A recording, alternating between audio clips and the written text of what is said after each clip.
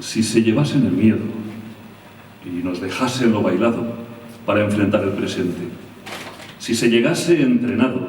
y con ánimos suficientes, y después de darlo todo en justa correspondencia todo estuviera pagado y el carné de jubilado abriese todas las puertas,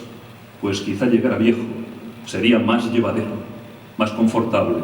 más duradero. Si el ayer no se olvidase tan aprisa, si tuviesen más cuidado en donde pisan, si se viviese entre amigos que al menos de vez en cuando pasasen una pelota, si el cansancio y la derrota no supiesen tan amargo,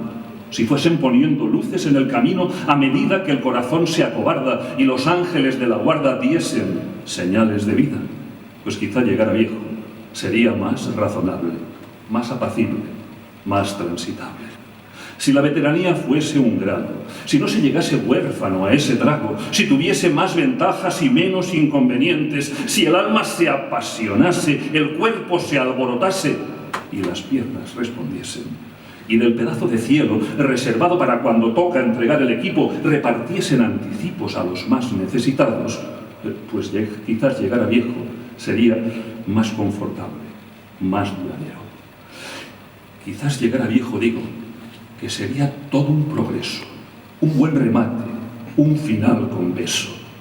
si no estuviese tan oscuro ahí, a la vuelta de la esquina,